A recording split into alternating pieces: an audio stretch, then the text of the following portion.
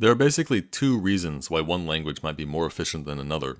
The first reason is that some languages provide more direct control over what precisely goes on in the machine.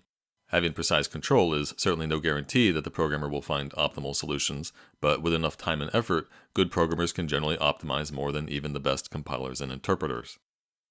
The second reason a language might be more efficient than another is that it introduces less overhead. Automatic memory management, for example, requires work which must be intermingled amongst the programmer's own code and hence introduces overhead. Interpretation itself also introduces overhead, as the instructions which read and execute the program source code themselves consume time and memory. Dynamic, strongly typed languages also introduce overhead, because every time an operation is performed, the types of the operands must be checked. So, high-level languages which use automatic memory management, interpretation, and dynamic typing all introduce overhead, and so generally perform worse than languages which use manual memory management, compilation, and static typing.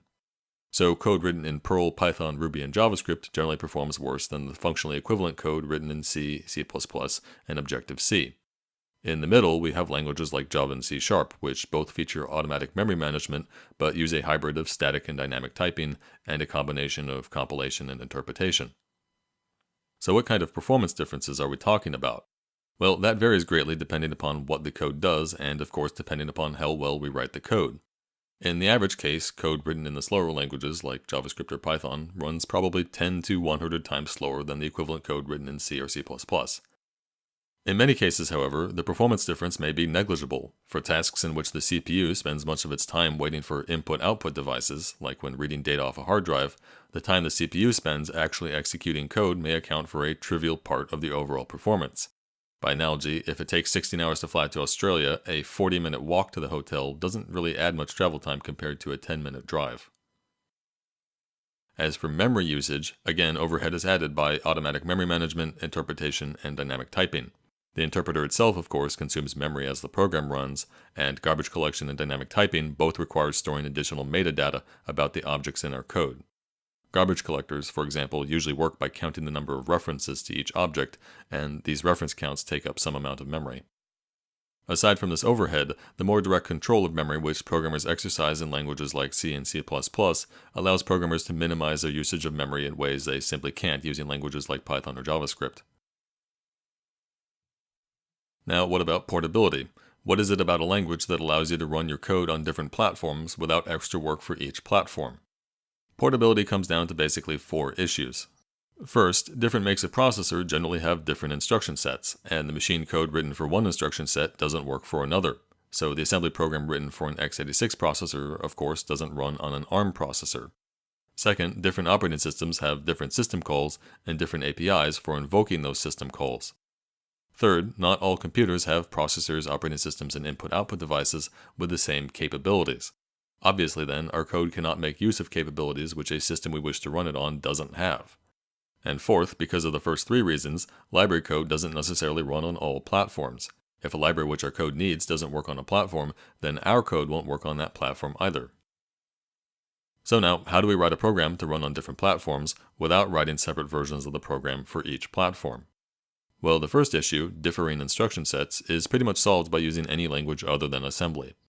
To run on multiple operating systems, we can avoid invoking system calls directly and instead use a library as intermediary.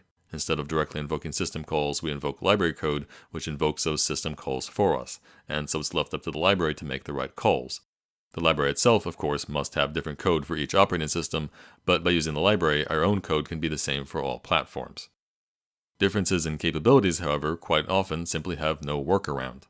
For example, if a target platform doesn't support a hardware device, there's simply no way your program can use that device on that platform. In other cases, though, your target platform's capabilities diverge only in non-essential details. For example, the file system on Windows broadly resembles the file system on Unix, but some details differ, such as their support for file locks. Your program might then work around these differences by simply avoiding the capabilities which both systems do not share in common. Alternatively, program features which rely upon certain capabilities might simply be omitted on the target platforms which do not support them. A so-called functional language is a language geared for programming in the functional style. The category includes several well-known but not very popular languages, including Scheme, Haskell, Scala, and ML. Another language, Prolog, belongs to an entirely separate paradigm which we didn't mention, called logic programming. To give you an idea of how unpopular logic programming is, Prolog is the only logic programming language anyone's ever heard of, and even it has hardly ever been used outside of academia. A shell language is any language which runs interactively as a command prompt. The user types one line, they hit enter, and then that line is executed. While shell languages do typically have control flow functions and variables, the stuff that usually makes up a general-purpose programming language, shell languages allow the user to run programs by simply typing their name, and then everything else about the language's syntax and semantics is built around that design decision. The result is that shell languages tend to be awkward and ugly for general-purpose use. The Windows shell language is usually just called Windows Command Prompt. On Unix systems, there's a wide variety of shells, though the default on most Linux systems is called Bash, which we'll cover in a later unit. Though shell languages are oriented around interactively entering and running commands line by line, shells can be made to execute files of sequential commands. Such a file is called a shell script. The term script in programming has come to mean a program in which most of the real work is farmed out to other programs. The program is a script in the sense that it is giving high-level directions, but then the real work is being done by all the other actors. You might occasionally hear some languages described as scripting languages. For instance, using Perl and Python became popular alternatives to writing shell scripts, so many people started calling Perl and Python scripting languages. In recent years, however, Perl, Python, and other dynamic languages have come to be used more and more in the writing of complete programs rather than just small scripts, so in truth the term scripting language is kind of outmoded. So far, every language I've described is a general-purpose programming language, which means that you can write code in these languages that does anything code can possibly do. While writing some programs in, say, Bash would be very impractical, it is in principle possible. In contrast, what are sometimes called data languages are not programming languages at all, even though they are forms of code heavily used by programmers. Web pages, for example, are ultimately documents expressed as text in the data language called HTML. XML is another data language. It's pretty much a standard syntax for representing hierarchical data in textual form. By using the common syntax of XML to represent their data, programmers can save themselves a lot of grunt work when reading and writing their data because they can use library code that deals with the XML format. A query language is used to make requests of a database. A database, as we'll discuss in a later unit, is basically a program for storing and organizing large quantities of data. When we write a program that needs to deal with a lot of data, it often makes sense to farm this job out to a database. To then communicate with a database, our program would use a query language like SQL, spelled SQL, which stands for Structured Query Language. A domain-specific language, as the name implies, is designed to solve one particular problem in one specific domain. The term is sometimes applied to anything which isn't primarily meant to be a general-purpose language.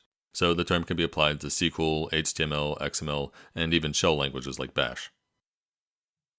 Lastly, a graphical language is any language where the code is not expressed as text but rather as graphics, as something visual, either wholly or in part. There aren't many examples of graphical languages, or at least those examples which do exist often aren't recognized as programming languages. For instance, there are programs which allow you to create a graphical user interface visually rather than having to write all the code by hand. These GUI builders, as they're called, usually generate, from the visual representation, actual code of some programming language, like say Java. Still, the graphical representation itself is like a kind of language. So the graphical languages which do exist are data languages or otherwise domain-specific. While a general-purpose graphical language is conceivable, no one has yet demonstrated that such a thing would be a good idea. It might sound very appealing to get away from just boring text, but the disadvantages very quickly outweigh the potential merits.